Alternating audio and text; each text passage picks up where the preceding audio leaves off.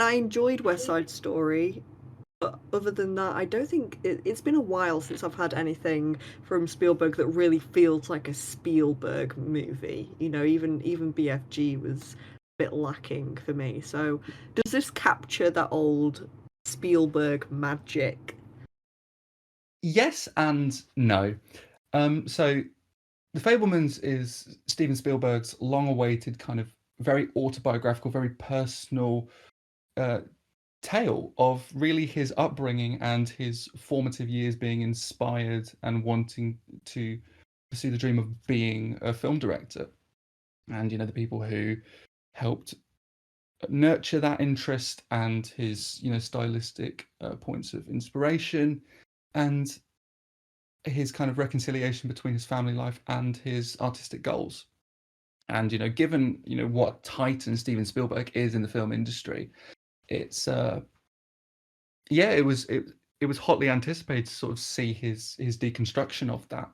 And there are some obviously very heartening, wonderfully moving sequences of Sammy Fableman, who is essentially the Steven Spielberg stand-in, shooting his films, and sequences that capture that collective wonder and communal excitement that cinema can bring. Just laughing reactions and reactions of shock and joy at watching Sammy's films when he projects them at the local cinema. There's this sense of vitality and action. It aligns us with his commitment to the art form, and also an affection they that all his family members have for his talent as a filmmaker. And that's particularly heartening when you consider it in the context of Spielberg's wider career. There's also some very nice examinations of how um, filmmaking can reframe traumas, it can reorder and re-edit life, it can help us process our emotions and seismic life events, and it can teach us a lot of things about how to handle those and help us provide catharsis for those emotions. There's a couple of scenes where John Williams' very beautiful, gentle, introspective score pairs with moments of Sammy sitting with his mother, for example, and viewing home videos, which are very tender and very lovely and quite moving. There's also a good scene where there's some image distorting lenses and dramatic angles used to demonstrate how Sammy films a toy train set, for example, to replicate a train crash from a film he saw at the cinema, The Greatest Show on Earth. I think in the end, it doesn't really dig into any of these themes beyond a fairly superficial retelling of them, which I think is a shame because that does read to me as quite a big missed opportunity. I feel like they're very kind of lovely as surface level examinations, these scenes, but they didn't really have any deeper sort of message or thematic meaning to me beyond their kind of surface level meaning. There is kind of that a lot has been said about the ending. It does have an absolute cracker of a final scene that is it's razor sharp in its humor, it's lively, and it's kind of winking to the audience's love of cinema, and it's a fitting and really heartwarming conclusion to the story. There are two quite big aspects of The Fableman that kind of hold it back for me, sadly. First is the general tone and feel of the direction.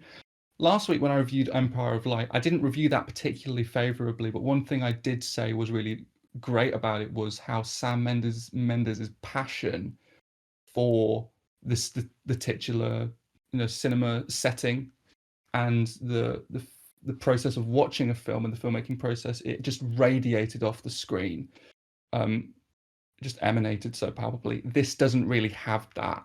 Strangely, the feel of The Fableman, especially when you consider the magic that Spielberg's usually able to conjure, it's kind of measured, it's muted, and it's almost bland in places. It does have those engaging moments I mentioned previously, but at best, those scenes only really reached a small fraction of the poetry of the best scenes in Empire of Light, and I really wanted it to have more of that feeling, especially considering the subject matter. The other quite big issue for me was uh, the family drama. Really, I mean, taking any sort of the real life context out of it for a second, there's a central love triangle that feels very contrived, and it didn't really feel dramatically weighty enough to support that part of the narrative. The family drama in general that forms the other kind of narrative backbone of the Fabelmans doesn't really hang together with enough depth for me to either kind of deepen the cinematic themes or really carry the film and keep it completely interesting for a 2 hour and 20-minute runtime. It does feel padded out, and sometimes the stretches of the runtime are given to, sequences of friendship or certain relationships that Sammy does form that ultimately end up feeling inconsequential to the overall narrative arc of him coming of age and becoming a filmmaker. Also, just an aside, there's Judd Hirsch has received a Best Supporting Actor nomination for what is essentially an extended cameo. He must have 8 minutes of screen time max, and strangely, his teachings and his presence, it's never mentioned or referred to again. The impact of him can't really be seen in Sammy any later in the film in terms of his character development. And honestly, his like rampant scenery chewing and like extravagant, physicality and physical gestures, I found, more obnoxious than endearing. And his presence kind of just smacked as of a plot contrivance to me, rather than a fleshed out character. So I think I'm probably making the Fabelmans out to be worse than it actually is. I think it's solid overall, and the family drama is delivered serviceably. It just overall, the film in general feels like a cinematic footnote to Spielberg's career. It doesn't feel like a particularly weighty piece of work, but overall it is solid, and I did really enjoy parts of it. So I think overall I would say a B. Nice, good, solid, but not that shattering, and I was a little bit underwhelmed by it. Well, when I go and see it, I'm going to make my own mind up because I Yes, feel please like do. this is, yeah, I feel like this is one of the, out of films that are out at the moment, this is the one that kind of appeals to me Mhm. most, even if it's just out of a pure nostalgia from watching Steven Spielberg films as a kid. I think E.T. like left an imprint on me.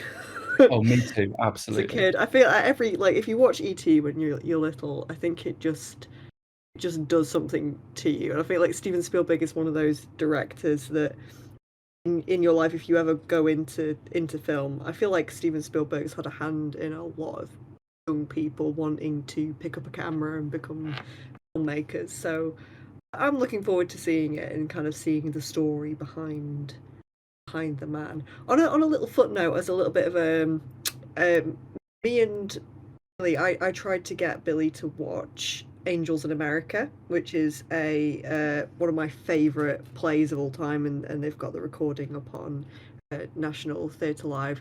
And the co-writer of The Fabelmans and Steven Spielberg's long-term writing partner is Tony Kushner, who wrote Angels in America. So Same writer, fantastic. That's it's the same writer. So there you go. There's a little